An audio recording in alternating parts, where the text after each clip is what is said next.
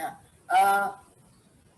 fungsi atau peranan dari kerangka kontrol di dalam pekerjaan pemetaan adalah sebagai ikatan, di mana titik-titik atau detail berikutnya yang akan diukur.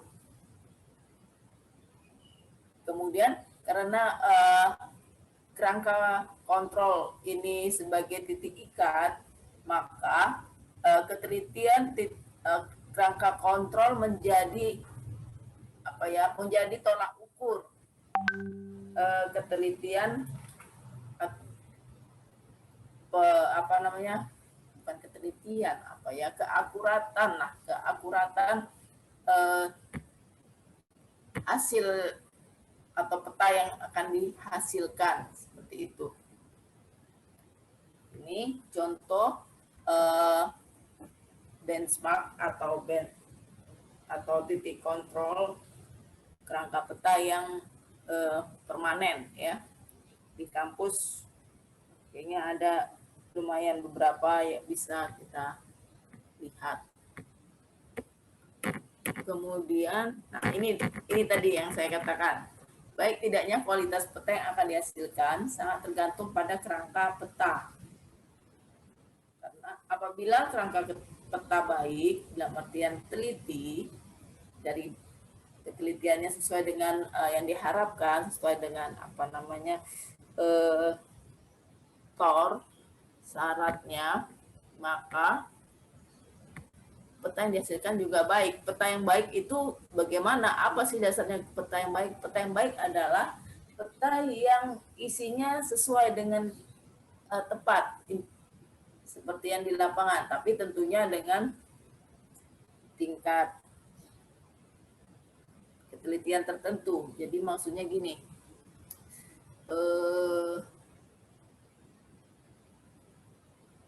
tingkat ketelitian peta kemudian juga ini sebenarnya bergantung dari tujuan pemetaan. Tujuan pemetaan nanti akan tercermin dari skala peta yang akan dihasilkan, seperti itu. Kira-kira seperti itu sebenarnya. Kemudian ini tadi secara umum kerangka pemetaan bisa dibagi menjadi dua, yaitu kerangka kontrol horizontal dan kerangka kontrol vertikal. Nah, pada bab 6 ini kita akan khusus membahas tentang kerangka kontrol horizontal. Maksud dari penentuan posisi horizontal adalah menentukan koordinat titik baru dari satu atau beberapa titik yang akan diketahui koordinatnya. Kita akan lebih fokus ke pengukuran titik atau lebih dari satu yang akan ditentukan atau yang akan dihitung koordinatnya ya. Di sini metode penentuan posisi horizontal dapat dikelompokkan ke dalam penentuan titik tunggal atau hanya satu titik saja yang akan kita ketahui yang akan kita cari koordinatnya, ataupun metode penentuan banyak titik. Untuk koordinat tunggal artinya hanya satu titik yang akan kita cari koordinatnya, bisa dilakukan dengan metode polar, perpotongan ke muka, perpotongan ke belakang, tapi kita tidak akan membahas di sini ya. Nah, itu tidak cukup waktunya, yang hanya 1 semester saja. Jadi ini yang umum atau yang aplikasi ya, yang digunakan, banyak digunakan di lapangan, hanya itu saja yang akan kita bahas di sini. Dan kalau tadi metode penentuan titik tunggal bisa dilakukan, penentuan koordinat titik tunggal bisa dilakukan dengan beberapa metode. Metode pola, perpotongan ke muka, dan perpotongan ke belakang. Sedangkan metode yang untuk penentuan koordinat banyak atau lebih dari satu biasa dilakukan dengan cara metode poligon, metode triangulasi, dan metode trilaterasi.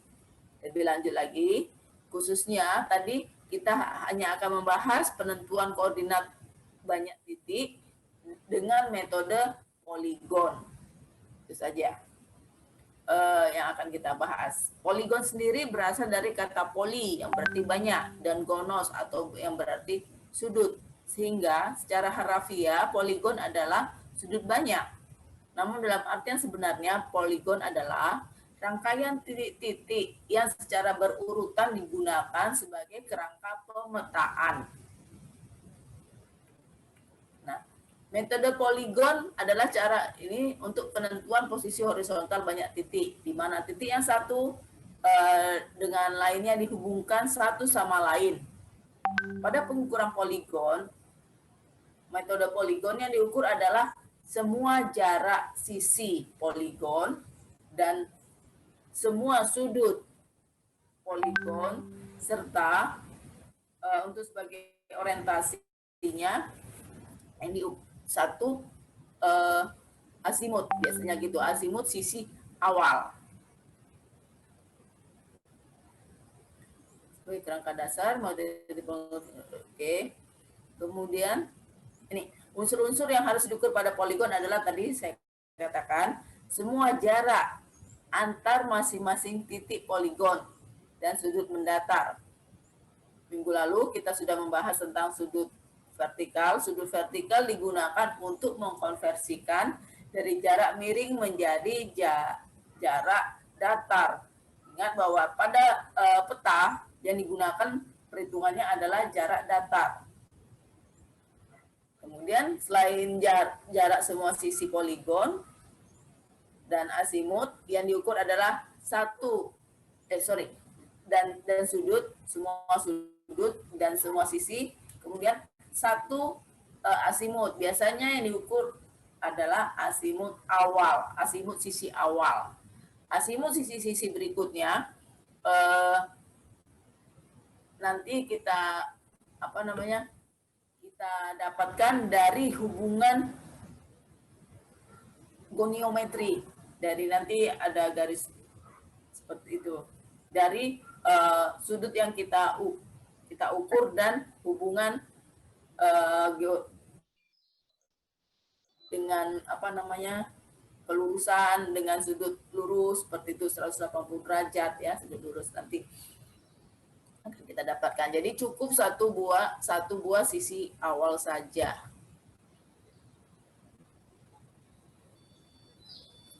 Selanjutnya, biasanya untuk poligon supaya titik-titik yang lain yang dapat ditentukan koordinatnya, berarti harus ada satu buah titik yang telah diketahui koordinatnya atau sebuah titik tetap, atau bisa dikatakan titik yang dianggap sebagai titik tetap sementara, biasanya seperti itu, masih menggunakan koordinat lokal. Nah, di bab sebelumnya, di bab berapa waktu itu ya, bab antara 3 atau 4 ya, kita sudah membahas dasar penentuan koordinat seperti berikut ini di rumus 6.1 dan 6.2. Maksudnya jika kita akan mencari koordinat titik 2 di rumus 6.1 dan 6.2, kita akan mencari koordinat titik 2 berdasarkan koordinat titik 1. Maka yang kita ukur adalah jarak 1 ke 2 dan azimut 1 ke 2. Dari hubungan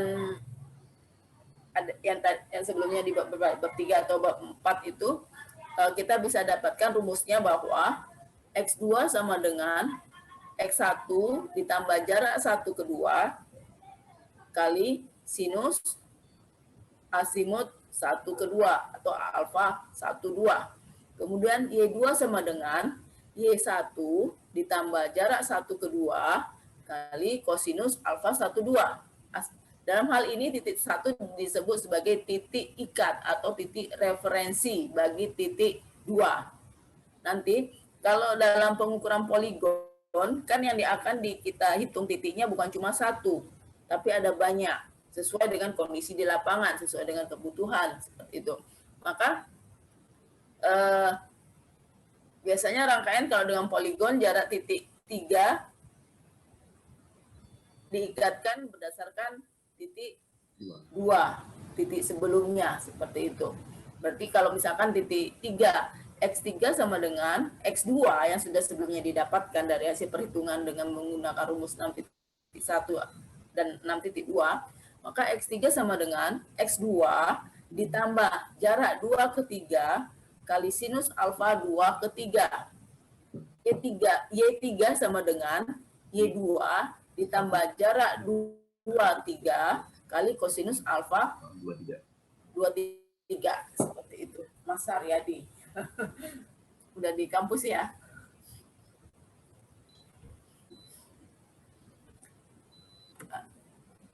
Untuk pengukuran poligon ya, karena ini merupakan rangkaian, jadi supaya apa ya, kita kerjanya sistematis menggunakan tabel, akan lebih mempermudah kita dalam perhitungannya. Oh, ini ada sebagai referensi. Kemudian poligon sendiri ada berbagai macam, bisa kita klasifikasikan sebagai berikut ya. Atas dasar bentuk, poligon bisa dibedakan menjadi poligon tertutup, terbuka, tertutup, ataupun poligon bercabang. Kemudian atas dasar titik ikat, poligon terikat sempurna, poligon terbuka, terikat sepihak, dan poligon bebas tanpa ikatan.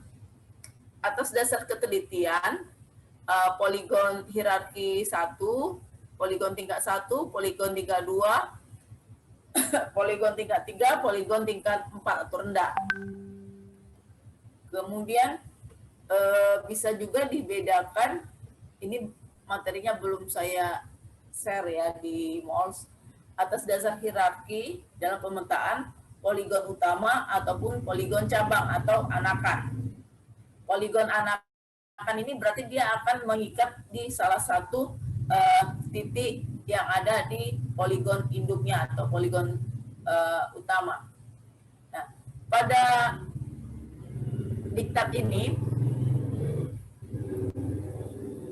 saya hanya membahas poligon berdasarkan bentuk dan titik ikatnya saja ya. Bentuk atau hierarki juga ya sama aja, hierarki misalkan juga bentuk. Yaitu berdasarkan tadi bentuk, poligon menjadi poligon tertutup, terbuka, dan cabang.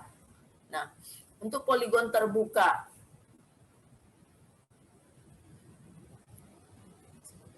secara definisi poligon terbuka adalah seperti berikut. Adalah poligon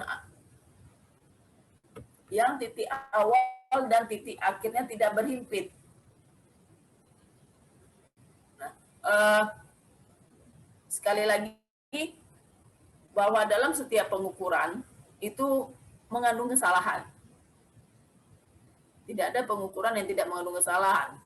Nah, cuma kan apakah kesalahan tersebut masih dalam batas toleransi atau tidak, kan seperti itu. Banyak untuk poligon terbuka ini atau gini, saya bukan analogikan, contoh simpel, misalkan kita berjejer, ada beberapa orang, katakanlah jelas 10 orang gitu kan. Orang yang pertama menyampaikan pesan ke orang yang kedua, satu kalimat aja gitu ya, pesan berantai gitu ibaratnya. Nanti orang yang kedua ke orang yang ketiga, sampai terakhirnya ke orang yang ke-10.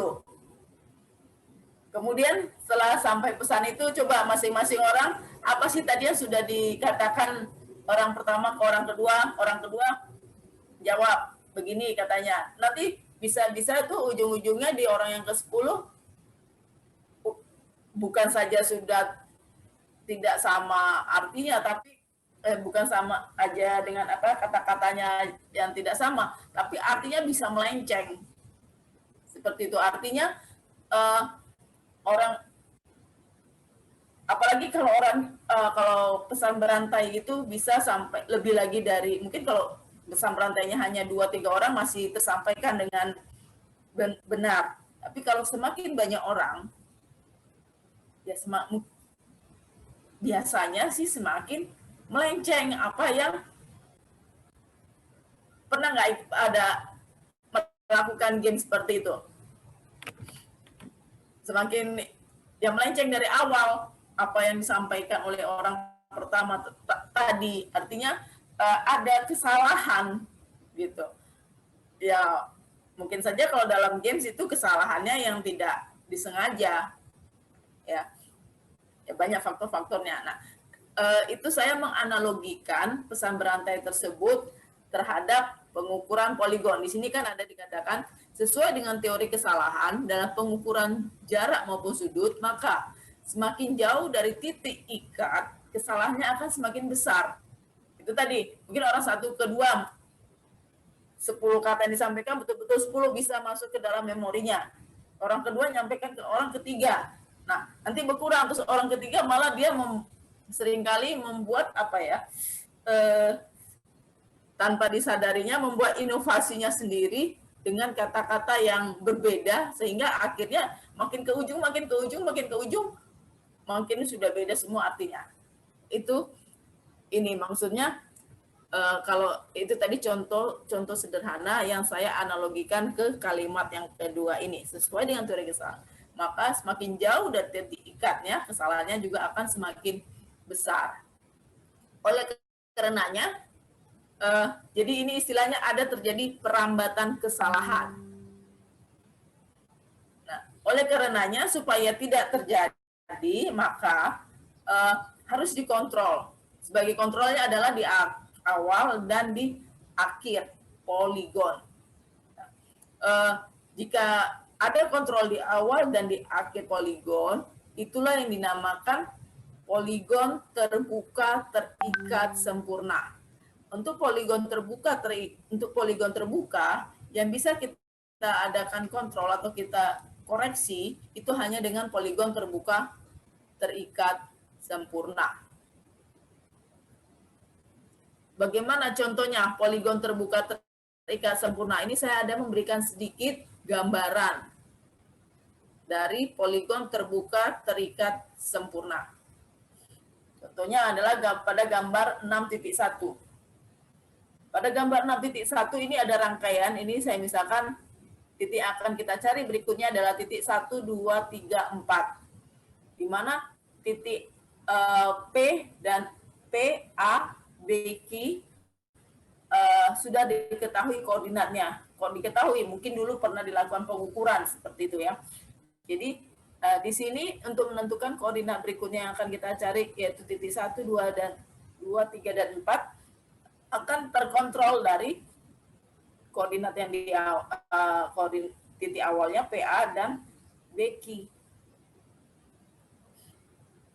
Seperti itu. Jadi kalau pengukuran dalam poligon contohnya adalah semua sudut. Ini beta kita anggapkan sebagai sudut sudut horizontal, ada sudut mendatarnya adalah beta ya. Yang kita ukur di lapangan adalah beta 0, beta 1, beta 2, beta 3, beta 4 dan seterusnya sampai di sudut yang terakhir. Seperti itu. Nah, kalau untuk poligon terbuka terikat sempurna, kita tidak perlu mengukur sudut di azimut di sisi awal atau azimut AP kita tidak perlu lagi mengukur, dan azimut BQ juga kita tidak perlu mengukur. Kenapa tuh, Bu? Kalau nggak diukur bagaimana kita bisa tahu azimutnya? Kita menggunakannya dari hubungan goniometri. Di bab berapa waktu itu? Bab 3 ya, bab 3 atau bab 4. Bagaimana mencari azimut dari dua buah titik yang telah diketahui koordinatnya. Itu kita bisa dapatkan. Jadi kalau dengan kondisi misalkan kerangka kontrolnya atau poligon terbuka terikat sempurnanya, poligon peta kita seperti gambar 6.1, maka kita bisa mendapatkan azimut AP dan azimut BQ. Kemudian yang kita ukur adalah sudut dari sisi-sisi poligon dan jarak. Jarak yang diukur adalah berarti jarak A ke 1, 1 ke 2, 2 ke 3, 3 ke 4, 4 ke B, atau ya dan seterusnya. Ini contoh saja, hanya 4 titik. Tapi kalau lebih banyak pasti kalau daerahnya lebih luas akan lebih lebih banyak lagi titik akan kita tentukan. Ini ada keterangan gambar. AP adalah titik ikat di awal, BQ adalah titik ikat di akhir, asimut AP adalah asimut awal, alfa BQ adalah asimut akhir, B0, B1 sampai B5 ini adalah sudut ukuran yang kita ukur di lapangan. Kemudian jarak, ya, jarak. Jadi ingat yang diukur di poligon adalah semua sisi, semua jarak sisi poligon dan semua sudut. Nah, ini pada poligon terbuka terikat sempurna di atas maksudnya di gambar 6.1, titik awal terikat pada titik A, yaitu dengan koordinatnya adalah XA, YA, dan di akhir dan titik B, XP, YP, dan diakhiri pada titik B dengan koordinatnya adalah XB, YB, dan titik D. Bukan titik D ya, di sana titik Q ya, saya ganti aja. Titik Q, yaitu koordinatnya adalah XQ, YQ, serta asimut awal AP dan asimut akhir BQ bisa kita hitung. Selanjutnya, data ukuran 1, 2, 3 bisa kita hitung ya. Nah, akan tetapi, ini oke. Kalau dari sini aja ya. Seandainya tidak ada kesalahan, koordinat titik 1, X1 bisa didapatkan. X1 sama dengan XA. Ini cuma tadi nggak saya buat ya. XA ditambah jarak A ke 1 kali sinus alfa A1. Kalau pada gambar ini alfa A1-nya adalah, bagaimana ya saya? Alfa A1-nya adalah, ini garisnya, alfa A1-nya adalah ini, dari pengertian asimut ya. Asimut adalah sudut yang terbentuk dari arah utara peta, arah utara magnetis,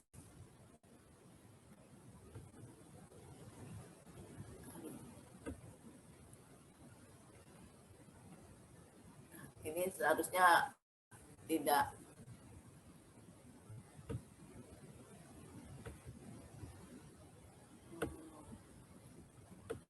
kelihatan ya, kelihatan nggak? Ini kalau dengan menggunakan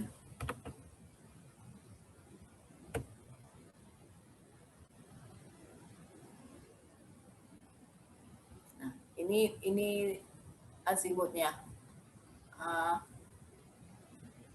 A1 dari arah utara peta, arah utara magnetis, berimpit dengan perputaran searah jarum jam sampai ke jurusan tujuan yang dimaksud. Yang dimaksudnya adalah A1, maka ini sampai berhenti di garis hayal ini ya, A ke 1. Saya nggak punya whiteboard, jadi nggak bisa coret-coret di whiteboard. Tapi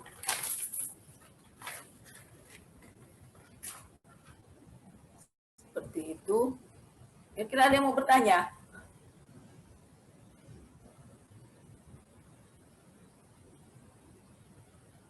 Ada yang mau bertanya?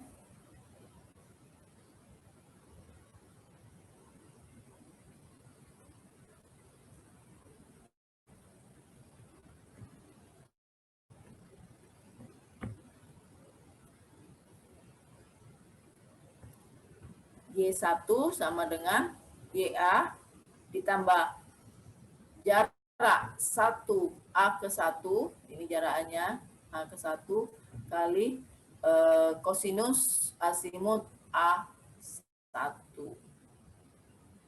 Nah, Bagaimana didapatkan A1, azimut A1 padahal yang diukur hanya ini, hanya apa namanya, sudut mendatar. Azimut kita ukur hanya 1 kali kalau untuk poligon tertutup. Nah, dari hubungan sudut kita bisa mendapatkannya. Contohnya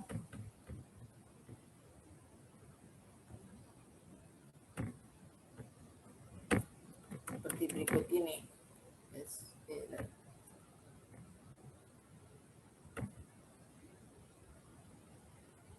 Nah, ini ada saya buatkan ya. Azimut A1 didapatkan dari ini. Kalau ada pakai whiteboard gitu enak, biasanya gitu saya pakai whiteboard, saya gambarkan garis lurus, maka untuk lebih dapat lah pengertian secara visualnya. Ini dari mana kok ada tiba-tiba muncul angka 180 derajat? Karena dari pelurusan. Jadi gini, ibaratnya ya, ini A1 yang akan kita cari ya. A1 dulu coba. Saya kembali lagi ke sini. Atau mungkin baiknya saya ini gimana ya, kalau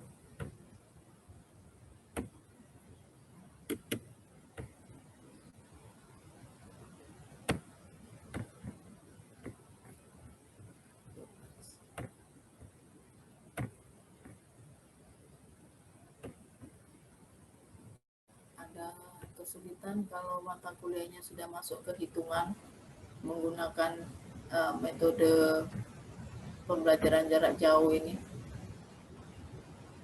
Ya, saya belum terbiasa. Ini ya.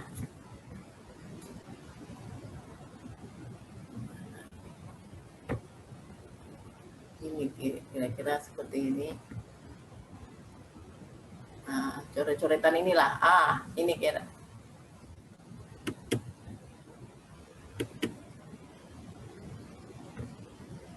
Yang warna pink.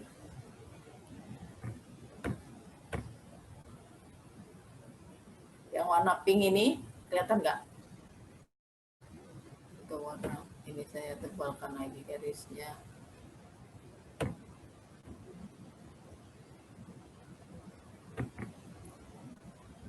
Ini seharusnya nggak sejelek ini ya.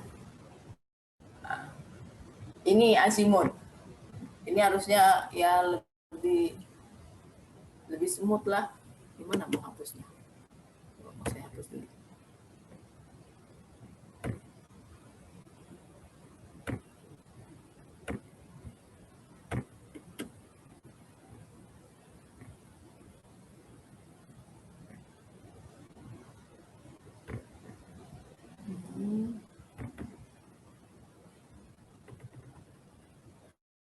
Nah, ini azimut. Azimut A ke 1 yang akan kita cari. Kemudian berdasarkan azimut sebelumnya, azimut A ke P dan sudut yang kita ukur yaitu sudut datar yang kita ukur yaitu beta 0, kita akan mendapatkan berapa azimut A ke 1. Kemudian misalkan ini saya adakan pelurusan. Mudah-mudahan ini ya, aduh, nggak betul-betul garis lurus ya. Gimana ya caranya?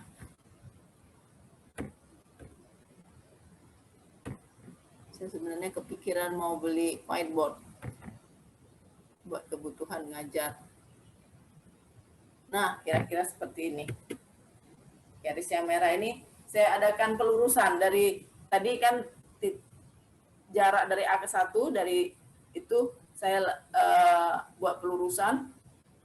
Ingat, sudut garis lurus adalah 180 derajat. Terus kemudian di sini yang jangan warna itu lagi ya. Ini adalah tadi arah utara ya. Nah, ini kira-kira yang garis warna apa ini? Warna Tosca ini adalah Y, arah utara magnetis. Kemudian dari sifat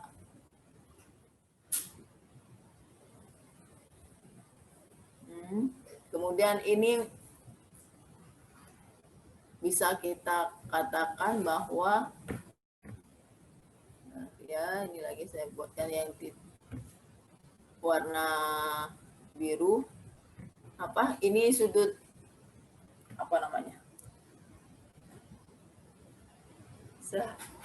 di dalam matematika ada istilah sehadap,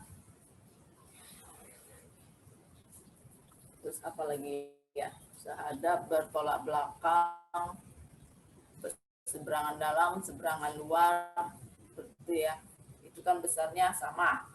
Nah, jadi yang saya kasih garis warna lengkungan lagi, ini lengkungan warna biru, ini sama juga dengan kalau diluruskan, ini tadi kan pelurusan. Sisi A1 saya luruskan, diadakan pelurusan. Terus ini dengan saya narik garis bantu ke arah utara, ini garis yang warna toska, kemudian diperoleh dari hubungan dalam ukur sudut, bahwa sudut yang berseberangan dalam luar, atau kemudian juga bisa juga sudut yang berhadapan, sudut yang bertolak belakang, besarnya adalah sama. Dari pengertian tersebut, maka sudut yang terbentuk yang berwarna warna biru, ini sama juga dengan besarnya sama dengan beta 0. Sedangkan yang akan kita cari adalah asimut alfa ke 1. Kemudian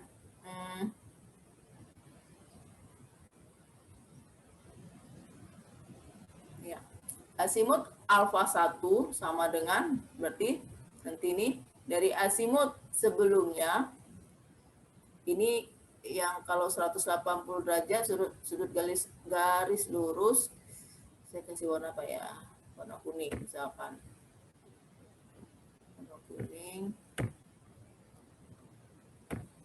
ini. Nah, ini kan 180 derajat yang warna kuning ini. Nah, yang mau dicari asimut A ke 1. Asimut A ke 1 ini warna merah. Oh, kalau yang ini masih muda. Kalau yang asimut A ke 1, maka asimut AP ditambah B0. Kemudian yang kita mencari adalah asimut misalkan berikutnya untuk titik 2. Titik 2. Ya, lama ya, saya pakainya kayak gini. Titik 2.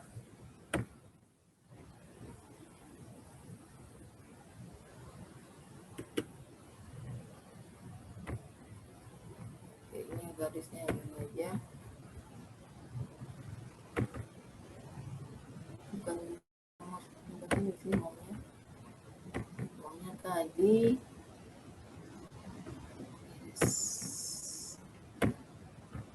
saya maunya tadi pakai yang ini. Oke, draw.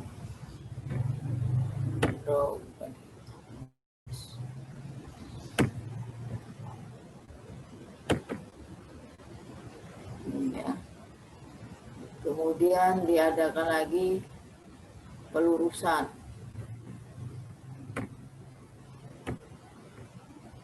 Ini saya tarik lagi garis lurus nih warna merah, kira-kira ada lurus ya. Oke. Yang warna biru ini tadi adalah asimut AP.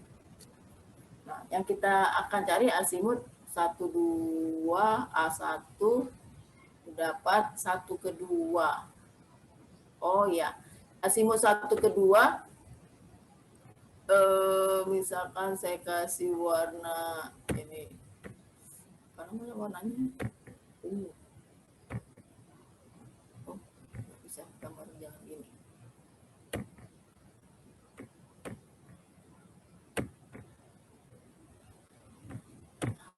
Ini dia.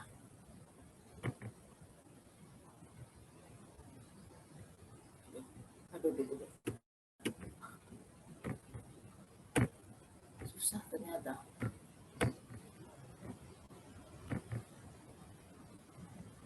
Nah, ini. A1 tadi tidak dapat. Asimut A1 adalah asimut AP tambah B0.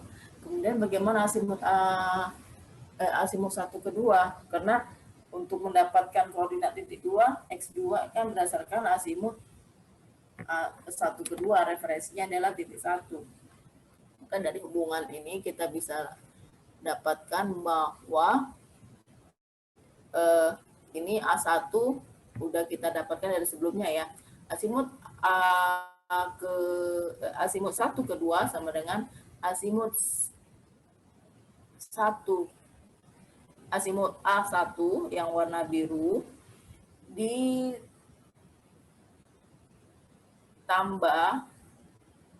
dengan sudut yang kita ukur B1 yang warna apa nih? Warna hitam dikurang 180 derajat. Kenapa kok 180 derajat? Ini garis lurus ya. Ini bisa kita lihat bahwa yang kita perlukan adalah asimut 1 kedua yang warna apa nih? Warna apa nih? Ungu.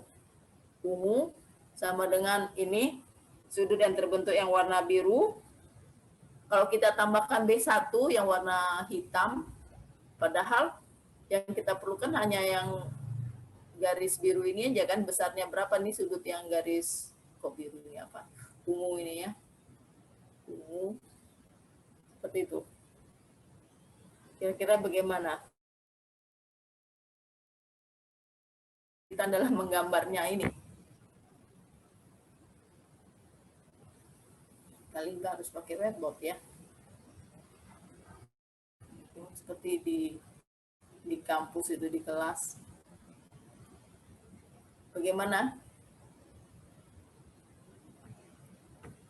Ada yang mau bertanya? Atau bingung? Iya, silakan.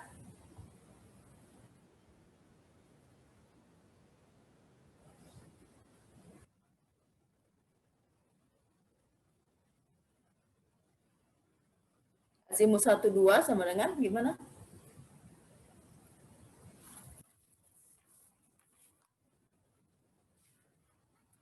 Justru itu yang mau dicari, Dek. Justru itu yang mau dicari.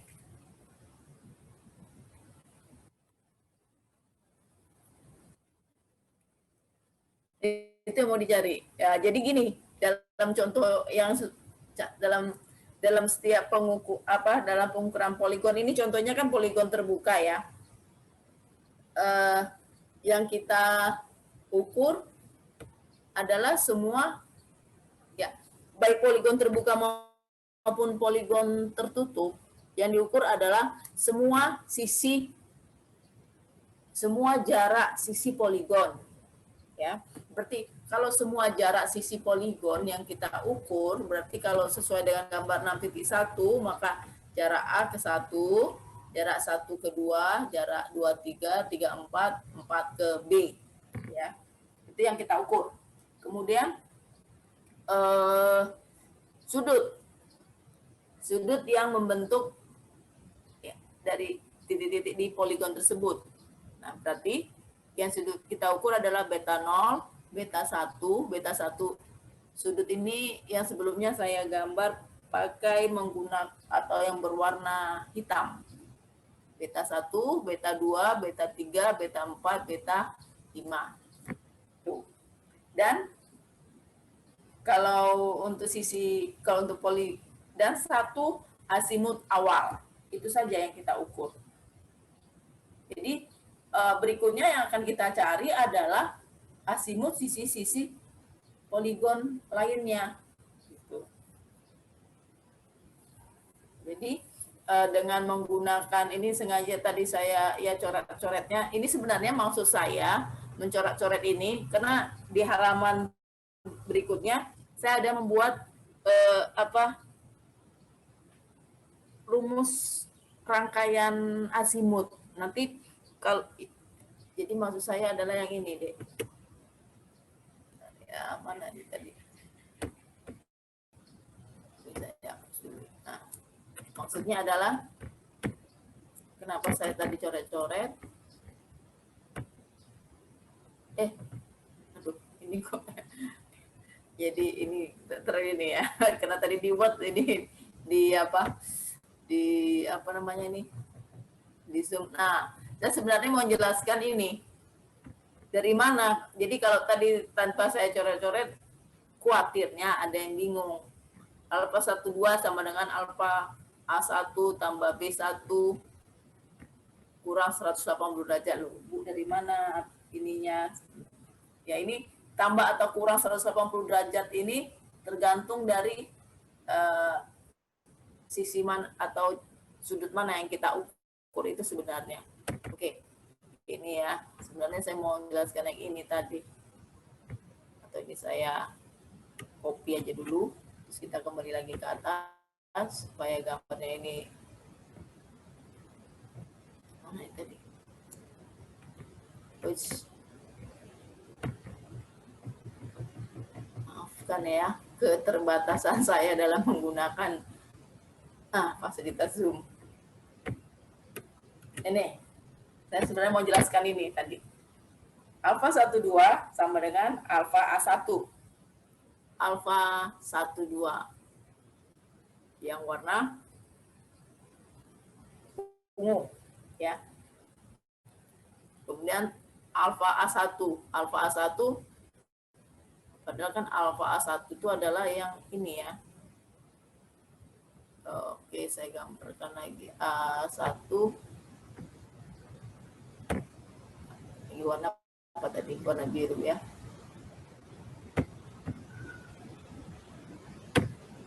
A1.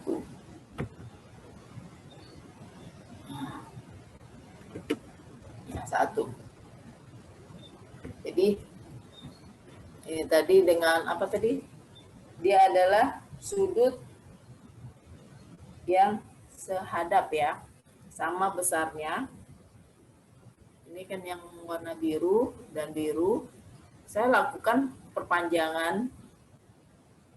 Jadi terbentuklah kira-kira garis lurus lah ini ya. Anggap aja lah sudah lurus banget ya.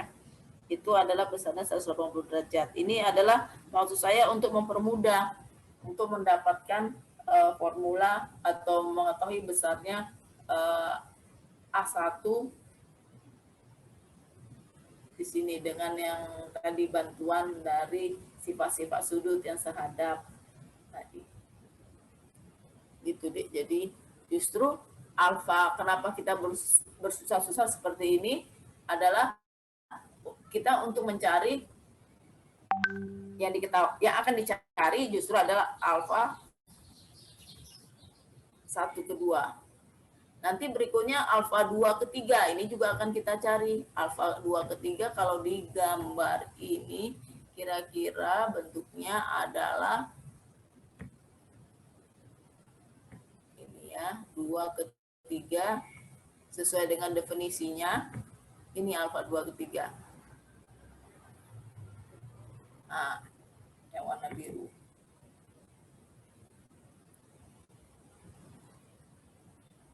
Ibu, saya mau bertanya. Ya, silakan. Ini yang di rumus ini yang B1 dikurang 180 derajatnya nggak dalam kurung, Kak, Bu? Ya, makasih pertanyaannya. Jadi gini, ya bisa mau buat dalam tanda kurung bisa, tapi tidak juga nggak apa-apa. Kenapa? Di dalam perhitungan hierarki kan paling besar adalah yang paling tinggi tingkatannya adalah akar kuadrat. Ya kan? Kalau Iya, Bu. kemudian kedua perkalian pembagian. Iya. Baru penjumlahan dan pengurangan. Kalau yang hierarkinya sama, Berarti manapun yang akan dilakukan tidak masalah kan? Tapi ini Bu, Gimana? yang B1 dikurang 180 kan harus dikerjakan dulu karena buat dapat bagian kecil dari yang sisanya yang ungu setelah pelurusan itu Bu. Oh, boleh. Kalau mau supaya apa? Supaya kita lebih paham juga boleh. Kalau misalnya Ya, dikerjakan kalau dikerjakan dari kiri Bu, berurutan gitu nanti hasilnya beda Bu sama yang kalau di B1 dikurang 180-nya dikerjakan dulu. bisa.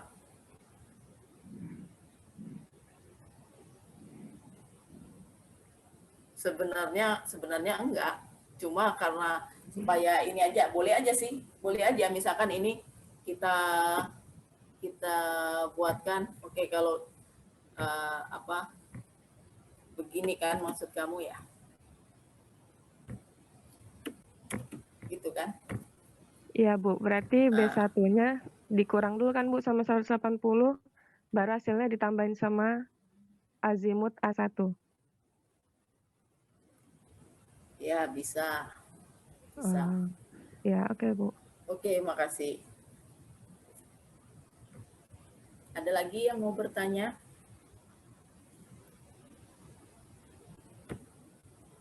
Jadi ini tadi saya buat begini aja ya. Oke, kalau mau supaya supaya apa namanya? Supaya lebih memahami boleh begini. Ya. Kemudian ini atau di sini kan asimut A1 sama dengan asimut 12 sama dengan kenapa sih warnanya suka berubah-ubah? Tuh.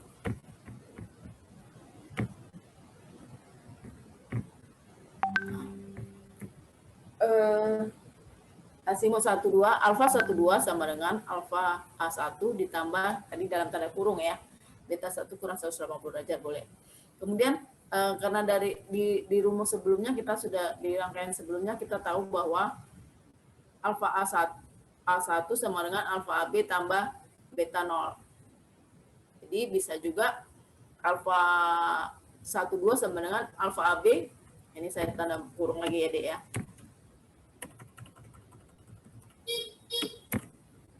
Alfa AP sama dengan alfa 12 sama dengan alfa AP tambah beta 0 ditambah dalam tanda kurung beta 1 kurang 180 derajat. Kemudian alfa 23 asimut A23 sama dengan asimut sebelumnya adalah 12 ditambah beta 2 kurang 180 derajat, atau ya tadi adiknya mau buat begini juga boleh. Begitu juga boleh. Jadi demikian seterusnya sampai didapatkan asimut sisi yang terakhir. Ya. Atau bisa kita katakan secara umum adalah sigma beta itu adalah sudut, adalah asimut sisi BQ ini adalah sisi akhir, asimut sisi akhir dikurang asimut AP ini adalah sisi awal ditambah 5 kali 180, ini N sebenarnya ya, bisa dibuat N kali 180 derajat kalau kita mau formula ininya. Jumlah sudut ukuran yang diukur poligon adalah seperti ini, rumus 6,3. Alfa akhir kurang alfa awal tambah N kali 180 derajat. N adalah banyaknya titik yang diukur. Tadi titik yang diukur misalkan ada 5, maka N-nya adalah 5. Kalau titik yang diukur ada 10, maka 10 kali 180 derajat. Seperti itu. Kemudian berikutnya, nah ini, oke, asimut alfa AP kita dapatkan ini ada di bab sebelumnya ya, bab 3 atau bab 4. mendapatkan azimut dari koordinat yang sudah diketahui. Saya lanjut aja. Besok kita belajar tentang poligon tertutup ya. Untuk syarat geometris poligon terbuka terikat sempurna adalah seperti berikut. Syarat sudut. Jumlah sudut sigma beta sama dengan asimut akhir dikurang asimut awal dan tanda kurung ditambah n kali 180 derajat. Dn adalah banyaknya titik yang diukur, banyaknya ya sudut yang diukur, sudut horizontal yang diukur. Kemudian syarat absis. Sigma J sinus alfa sama dengan X akhir kurang X awal. Syarat ordinat adalah sigma J cos alfa sama dengan Y akhir kurang Y awal. Nah, ini bisa dibaca aja dengan demikian didapat syarat yang harus dipenuhi oleh sudut-sudut poligon yang diukur, yakni jumlah sudut-sudut yang diukur harus sama dengan selisih azimut akhir dan azimut awal ditambah kelipatan dari 180 derajat. Akan tetapi karena ini saya lewatkan aja, setiap pengukuran terdapat kesalahan, maka syarat geometris di atas yang 3 tadi tidak dapat dipenuhi. Atau dengan kata lain, terdapat perbedaan hasil pengukuran dengan syarat geometris. Nah, perbedaan tersebut harus dikoreksi. Sebagai berikut, misalkan, kalau seharusnya kan ini, ini tadi lupa saya belum buat ini ya. Oke, seharusnya adalah cukup asimut akhir kurang asimut awal ditambah kelipatan 180 derajat. Tapi karena ada kesalahan maka tidak sama, atau dengan kata lain ada perbedaan. Makanya di sini ada plus minus FB. Ini yang harus kita koreksikan. Ini maksudnya bukan kira-kira ya. Jadi bisa jadi jumlah yang diukur lebih besar dari yang seharusnya. Jumlah sudut yang diukur harus lebih besar seharusnya, atau bisa jadi jumlah yang diukur lebih kecil dari jumlah yang syarat geometris atau seharusnya. Itu makanya ada di sini plus minus. Jadi kalau jumlah yang diukur lebih besar, maka supaya sama, koreksi yang diberikan adalah negatif. Sebaliknya, jika jumlah yang diukur lebih kecil, maka koreksi yang diberikan harus bertanda positif. Tadi kan supaya sama. Kemudian itu syarat sudut. Atau dengan di sini dikatakan FB beta dinamakan kesalahan penutup sudut. Kesalahan penutup sudut maksudnya gini, kesalahan total semuanya di dalam satu poligon tadi, poligon terbuka tadi. Itu dimasukkan dengan kesalahan penutup sudut. Kemudian kita juga mengenal ada namanya kesalahan penutup absis, yaitu jika tanpa ada kesalahan tadi syarat geometrisnya adalah kan seharusnya sigma J sinus alfa sama dengan X akhir kurang X awal. Tapi karena tadi terhadap setiap pengukuran itu pasti mengalami ada kesalahannya, maka ada perbedaan juga. Itu di sini kita berikan notasi fx plus minus, sama juga plus minus. Jadi jika yang diukur itu lebih besar maka koreksinya negatif. Jika yang diukur itu hasil pengukuran itu lebih kecil, koreksinya adalah bertanda positif. Untuk absis ordinat. Nah, untuk ordinat juga seperti itu. Jadi seharusnya kan sigma J cos alfa sama dengan Y akhir kurang Y awal. Tapi karena ada kesalahan makanya ada ini FY. Seperti itu ya. Kemudian ada namanya kesalahan penutup jarak linier. Kesalahan penutup jarak linier bisa kita kasih notasi FL. Ini adalah akar 2 dari fx kuadrat tambah fy kuadrat. Jadi rumus 6.10, 6.9, 6.10, dan 6.11 ini adalah harus kita berikan koreksi nanti. Jadi sebelum kita melakukan perhitungan untuk mendapatkan berapa koordinat titik 1, 2, dan seterusnya, waktunya udah mau habis ya, maka kita berikan koreksi terlebih dahulu. Nah, ini katakan, untuk koreksi tiap sudut adalah sebagai berikut. Jadi untuk koreksi tiap sudut adalah, misal kita bagi rata saja. Jadi di sini FB kesalahannya tadi, perbedaannya tadi, kita bagikan dengan N. N adalah banyak titik yang diukur. Kita bagi rata saja. Kemudian koreksi untuk selisih absis. Ini berbeda. Di rumus 6.13. Jadi jarak yang paling panjang adalah mendapatkan koreksi yang lebih besar. Jarak yang lebih panjang mendapatkan koreksi yang lebih besar daripada jarak yang lebih pendek. Rumus 6.13 dan 6.14 adalah cara bagaimana kita memberikan koreksi selisih absis dan selisih ordinat. Nah, rumus 6.12, 13, dan 6.14 ini dinamakan koreksi dengan metode Baudit. Dan metode Baudit ini metode yang paling sederhana di dalam ukur tanah. Ini kita tidak menggunakan metode perataan, itu akan least square, itu lebih sulit lagi. Ini menggunakan metode Baudit. Nanti saya akan cari filenya. Dulu saya pernah membuat gitu loh, contoh perhitungan terbuka, terikat, sempurna, dan apa satu lagi tadi, tertutup, poligon tertutup. Besok akan kita bahas ya. Ini secara sistematis adalah seperti berikut. Ini sebenarnya sudah saya buatkan step-step, langkah-langkah di dalam kita melakukan koreksi hasil ukuran poligon, sehingga berikutnya di tahapan yang terakhir akan kita dapatkan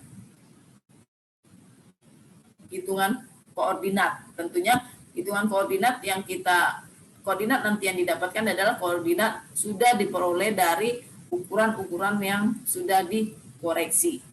Seperti itu. Jadi di sini tidak saya bacakan, tidak saya jelas.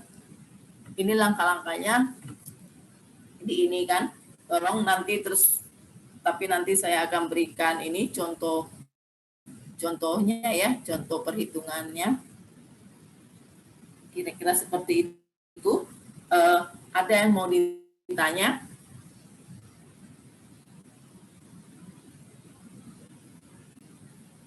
Mouse kapan, Bu?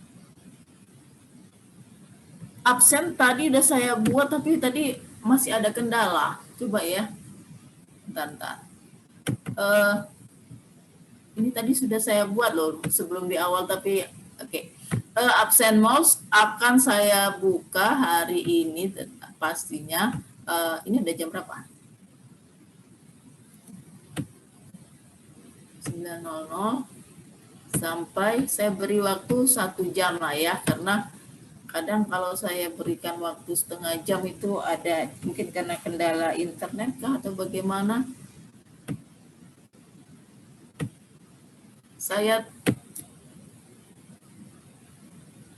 Absen mouse sudah, nanti ingat akan ditutup sampai jam 10. Jadi saran, karena setelah ini kan kalian masih ada kuliah lagi ya. Ya tolong terus cepat di absen dulu ya, saling mengingatkan ya. Ini pertemuan kita ke-6. Jadi rencana nanti saya akan berbagi separuh-separuh dengan Pak Sadila. Kita sampai tanggal 31 Oktober ya perkuliahannya. Jadi saya rasa pertemuan kita tidak terlambat banget lah, masih bisa. Besok pertemuan ke-7 nanti akan saya pikirkan kapan kita akan melakukan, supaya dari saya juga ada nilai ya. Itu berikutnya. Ada yang mau bertanya?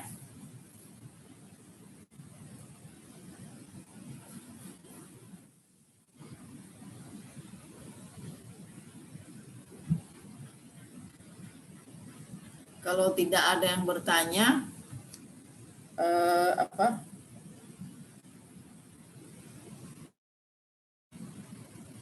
bisa bisa kita akhiri karena nanggung kalau saya menjelaskan poligon tertutup, nanggung waktunya.